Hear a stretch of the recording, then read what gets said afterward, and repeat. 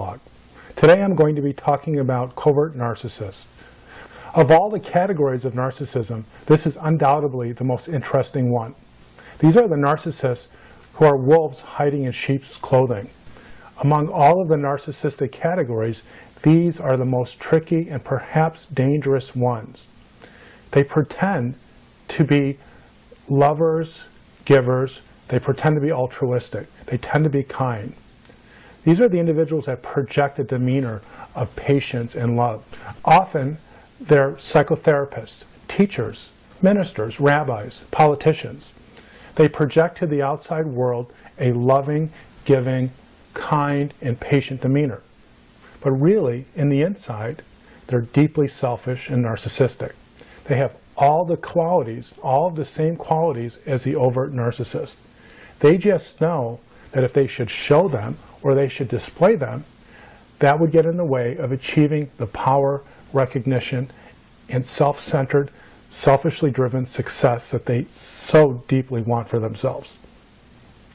These covert narcissists are so able and adept at fooling us. The covert narcissist fools us because they know what we want and they're able to pretend to be that person.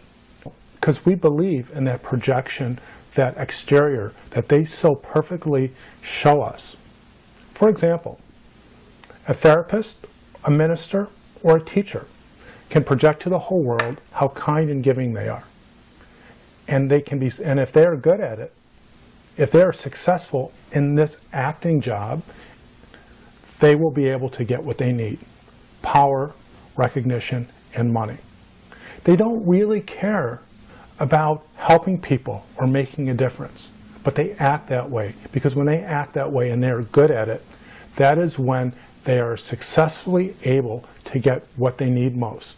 And it could be a big paycheck, it could be recognition, success. But how do we know a covert narcissist from a garden variety narcissist or an overt narcissist? The only way really is to know that person from a personal angle, to be in a personal relationship, because the covert narcissist cannot hide from those who are personally involved with them. These are the people who can see their selfishness, their self-centeredness, their egotism, their grandiose and entitled facade.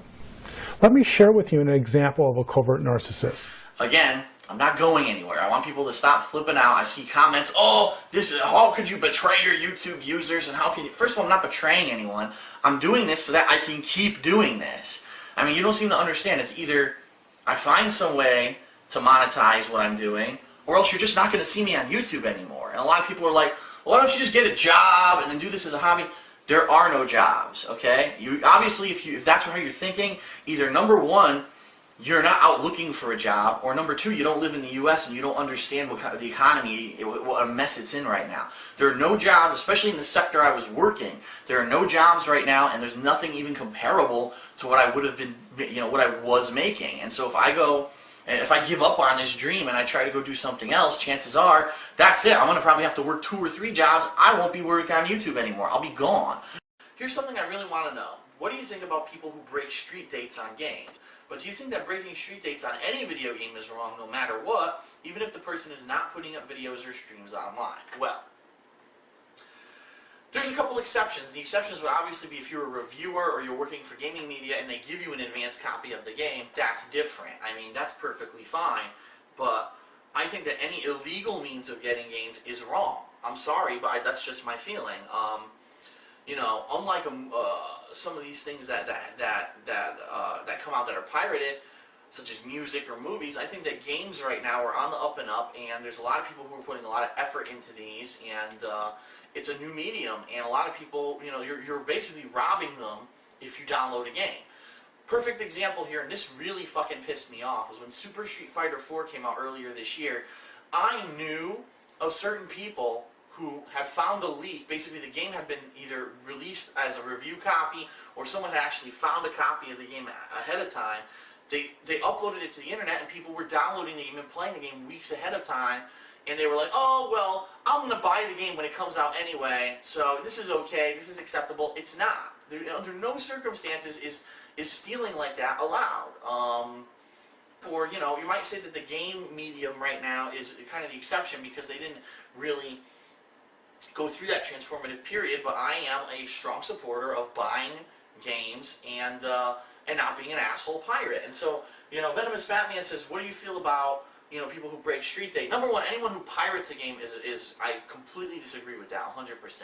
Number two, now if you're just talking about breaking Street Date, meaning, oh, I work at Walmart and I fucking took a copy of Black Ops 2 weeks ahead of time, that's wrong too, because you're stealing. It's very possible that stuff like that can happen in the future. I don't believe in breaking Street Date. I think it's wrong. I think that everyone should have a fair shake.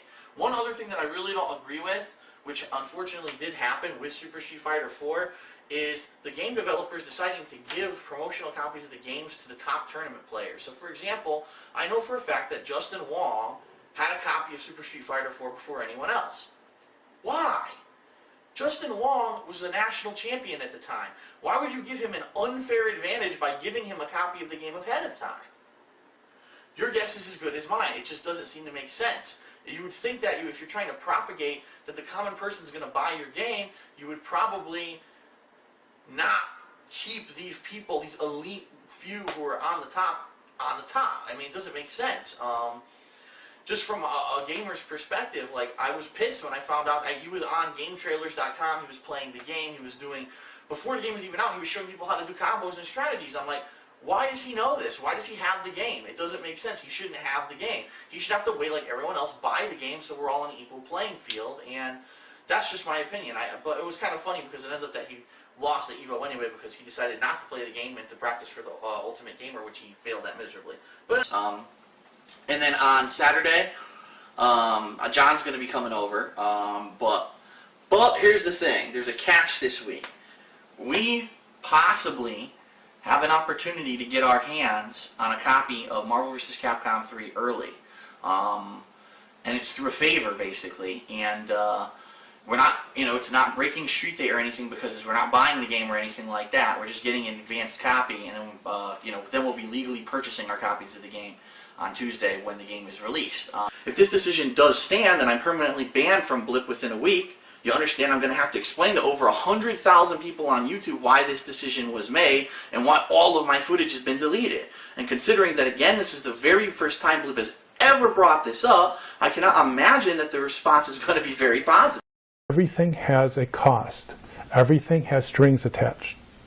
The covert narcissist will be so loving and kind, especially in the public eye, but when there's nothing to lose and no one is watching, their narcissism comes out.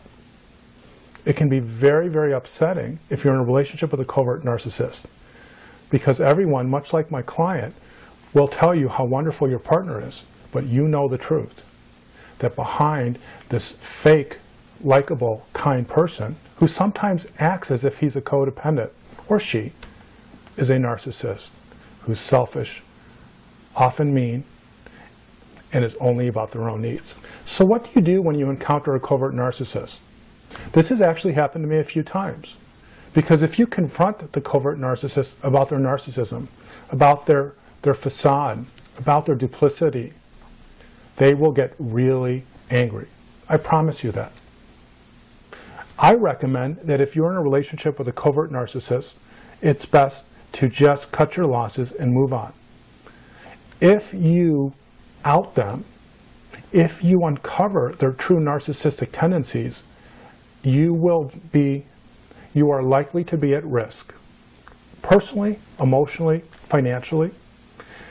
These are narcissists. Remember, when you cross them and you take away their livelihood, when you expose them, they will do anything they can to keep where they are professionally, personally, and financially, even if it's at the expense of a child and a spouse.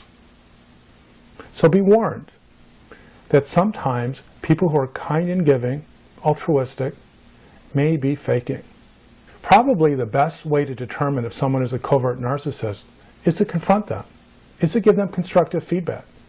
Because narcissists typically will get very angry and defensive when you suggest that they're doing something wrong or they've done something hurtful. In fact, sometimes they fly off the handle and get enraged and aggressive. Some get passive aggressive. tricky, and sneaky.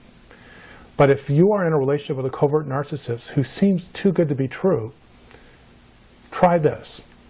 Say, hey, I have to give you some feedback about something you're doing wrong, and I'm hoping that you can take care of that. And what will happen immediately is something will click in the covert narcissist. You'll see something in their eyes, in their facial expression, and you'll know you triggered what we call a narcissistic injury. The covert narcissist will get mad and angry. But because they're adept at hiding their true self, they will come up with a plan in how to hurt you, how to defend themselves, how to take away your credibility. Or they just might become offensive, aggressive, and try to control you by using manipulative strategies and psychological techniques to make you believe that you are wrong in your judgment and that you should apologize for your negative feedback. Again, I want to remind you, covert narcissists are that tricky.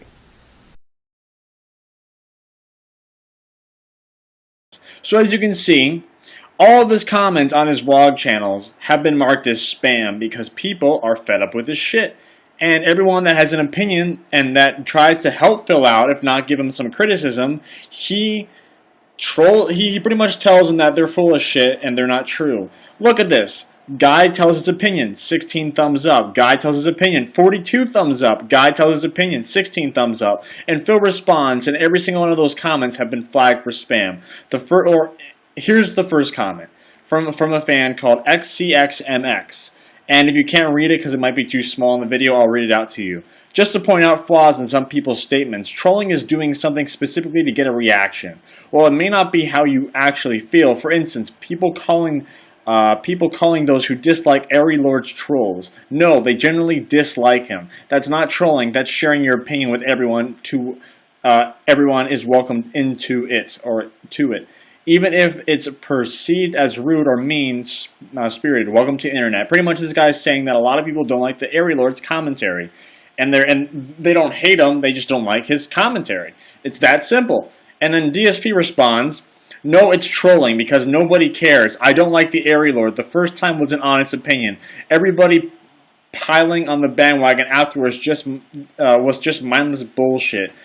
Have a mind of your own. Watch the videos. If you don't like his commentary and gameplay, then stop watching. Don't bitch about it or leave a negative comment. Because nobody cares. Then someone replies, Mr. Codfish1234 replies, clearly a decent chunk of people care, as every time you announce a playthrough with him, there's always comments that get large amount of upvotes about how they generally don't enjoy his commentary, like the first guy said. I personally don't mind him. Me, myself, I don't mind him either. But like I said, a lot of people just don't like his content. I personally don't mind him, but the people leaving negative comments are not trying to troll you. They're your fans. See? They are your fans, Phil. Expressing their dislike of a favor on your content. Of course, you don't have to listen to them, but they are not trolls. Yes, Phil, we are fans, and we're trying to help your channel. Clearly, a lot of people don't like his commentary. So maybe if you take out his commentary, and I know it's kind of mean for you not to do that to one of your friends, but hey, maybe do that playthrough and see what happens if you don't do it. I guarantee you'll get more views, but no, because you know it better than everyone else, right? He responds, there seems to be this mentality on the internet where everyone thinks they're entitled to their voice, their opinion whenever they want. Guess what? That's not the case. Chris is my friend. He's going to be in the playthrough. Do you go to every video of Kim Kardashian on YouTube and post comments like, man, I hate her a lot? Well, a lot of people will actually do that. What exactly is the difference here? If you don't like something, avoid it. Don't go out of your way and spew hate and ruin it for everyone who don't like it. Okay, Phil. We're not spewing hate. We're spewing constructive criticism. Hey, Phil, maybe you wouldn't get so many comments if you didn't have him in the playthrough. Oh, no, you're an idiot. That's trolling. Yeah, okay. Person responds, so people's opinions are not allowed here. I don't watch the gameplay with him in it, but people are allowed to their opinion. That guy has a brain. Phil obviously does not.